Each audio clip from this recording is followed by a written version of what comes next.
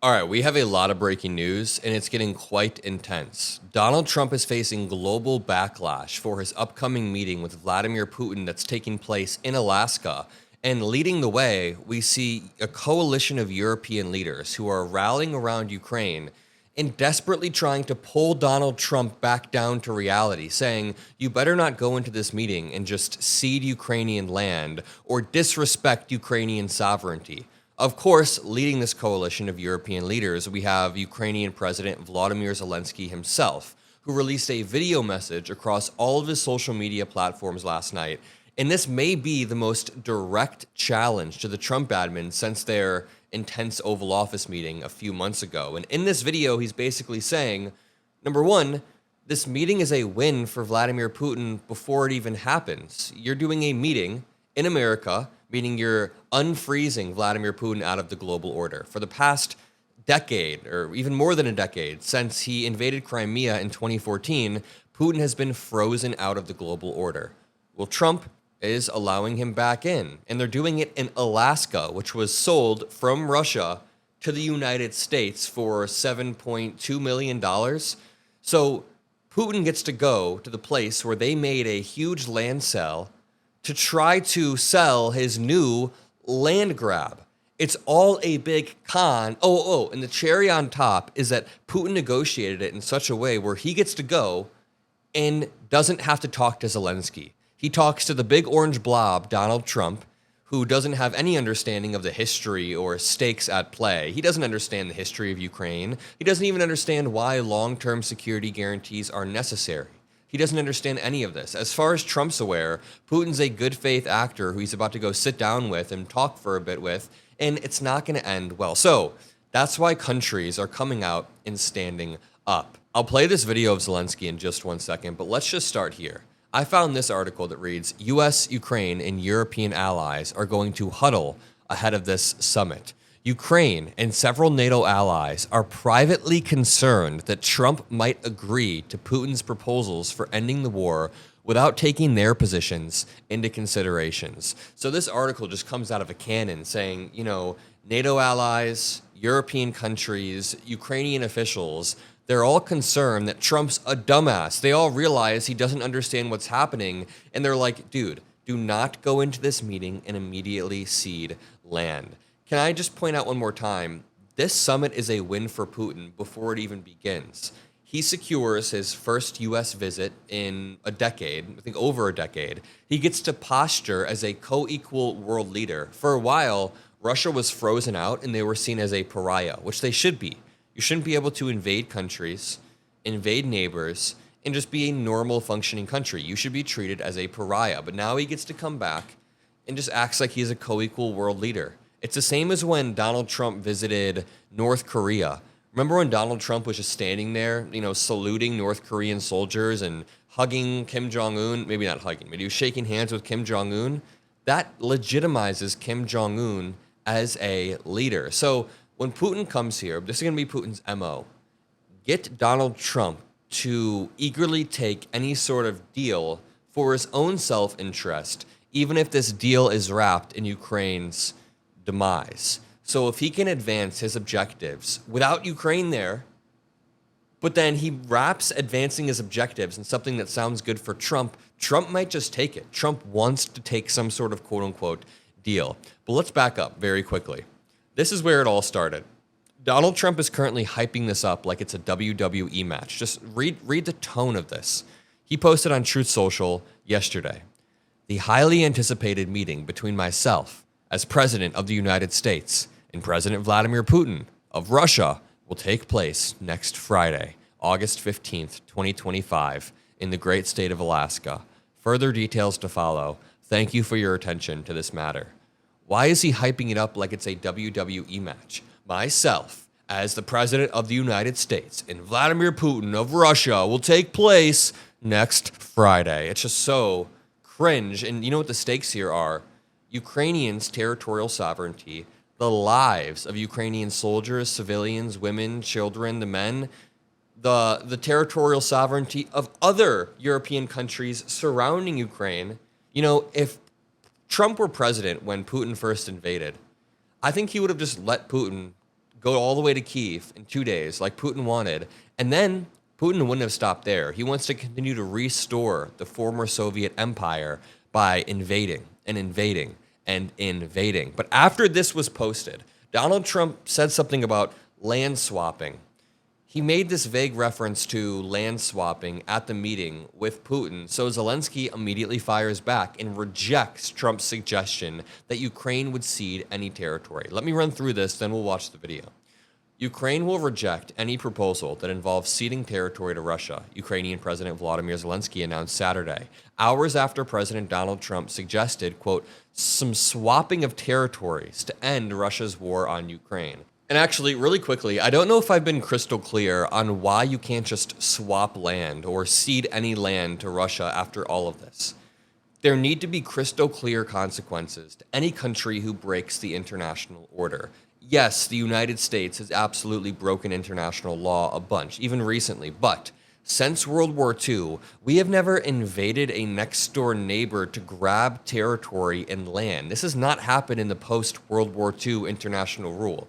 The United States has not land grabbed or done it in the way that Russia is. So when Russia tries to steal territory, we need to smack them across the face and show them that you can't do that. This also signals to China that China can't just take Taiwan. But the thing with Russia that's unique is that they've shown a repeated pattern of grabbing next-door neighbors or starting wars. And again, don't take this as me like defending the U.S. or saying the U.S. is perfect. We have done a lot of terrible shit in the Middle East. My dad is from Syria. My dad grew up in the United States, but my family on my dad's side is from Syria.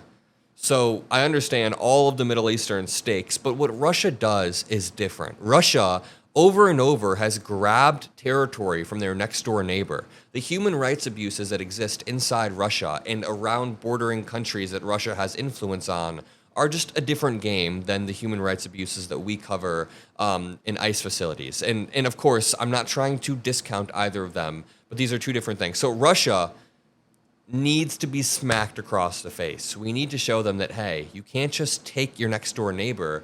And here's the next step of this. Here's the next logical step.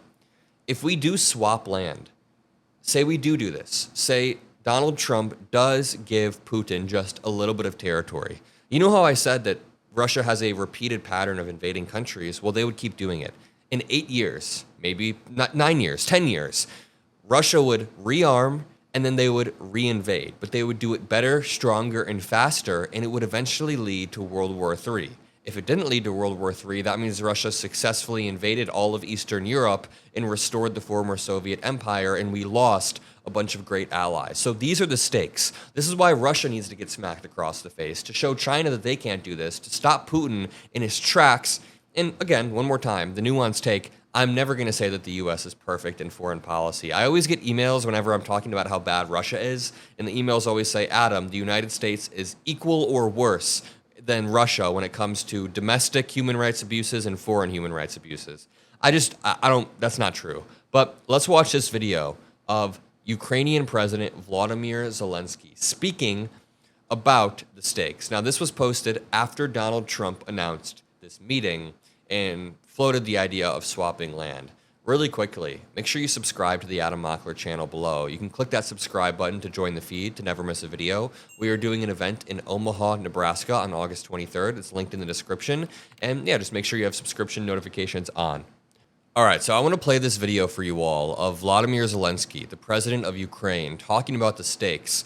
But about half of my viewers or listeners exist on audio, so Spotify, Apple Music, or iTunes. So I'm just going to translate what he's saying on the spot by reading off the captions, because it's not fair if the people listening on Spotify or iTunes don't get the proper information due to translation. So let's play this. If you do speak Ukrainian, it's probably going to be painful to hear me do this, but just listen up. President Zelensky says, fellow Ukrainians, President Trump announced preparations for his meeting with Putin in Alaska.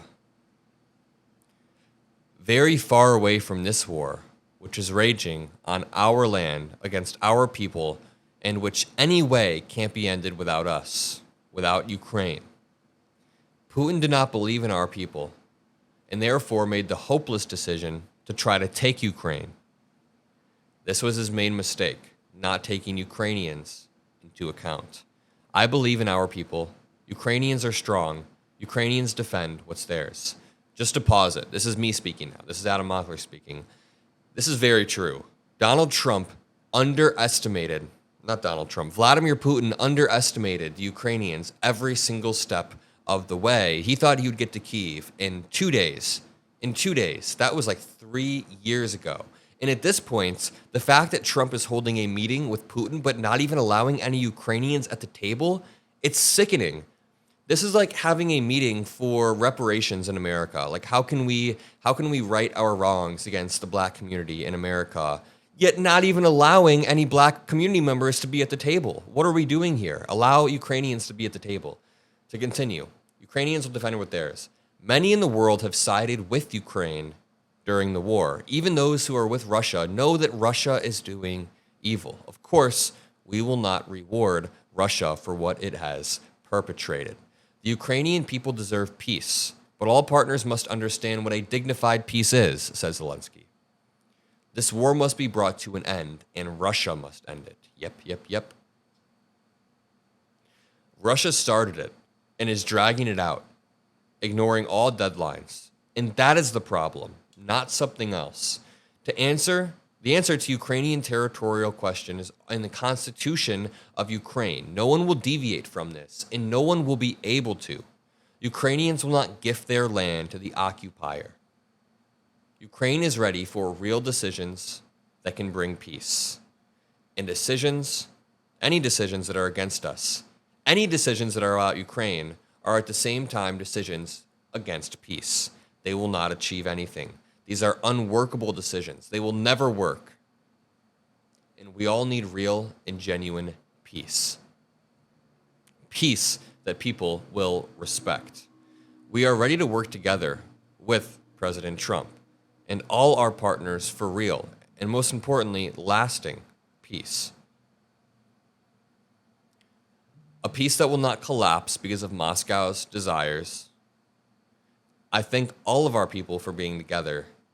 Ukraine is. I thank all of our soldiers for preserving their independence, our independence. Stand firm. This is our land. We are Ukraine. I love Zelensky. This dude does not mince words. I love when he says this is an unworkable decision, meaning it is not workable. And he's right. When he says you can't have real peace without Ukraine at the table, he's right. Long-lasting peace looks like security guarantees for Ukraine. It's a little bit counterintuitive, but giving Ukraine more weapons, more allies, and more strength actually leads to more peace long term because it scares Putin away and it shows Putin that Zelensky and Ukraine, whoever the leader of Ukraine is long term, will have the support of the United States and other European allies. I mean, the EU lately has been stepping up its game a lot, which I really, really respect. But when, first of all, they're doing it in Alaska, a state that Russia sold to the United States for over $7 million, and that is very symbolic of Russia and land sales and the United States. They're doing it in the one state where they made a deal, and you know how desperate Donald Trump is to make some sort of land deal. So the danger there is that Trump will eagerly claim some quick deal, but this deal will just mirror the exact appeasement failures that we saw in the 1930s, where we just appeased, and it did not end well. We also see other leaders coming out. So Keir Starmer vowed unwavering support for Ukraine after defiant Zelensky rules out giving up land to Russia. Labor Foreign Secretary David Lammy and U.S. Vice President J.D. Vance will host a meeting of national security advisors on Saturday as Trump prepares to meet with Putin next week. This dumbass Trump better do some sort of preparation. I know he goes a lot based on instinct and doesn't prepare, but you have to prepare for Vladimir Putin. He obviously didn't prepare for the debate with Kamala. He was so unprepared.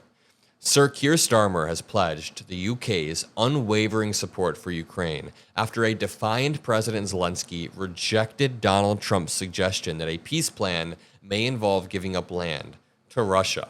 And then he's suggesting this while having a summit, a meeting in Alaska that Zelensky and no Ukrainians are even allowed to be at. And there's another play Putin is making right here. He's also acquiring land while fracturing Western unity.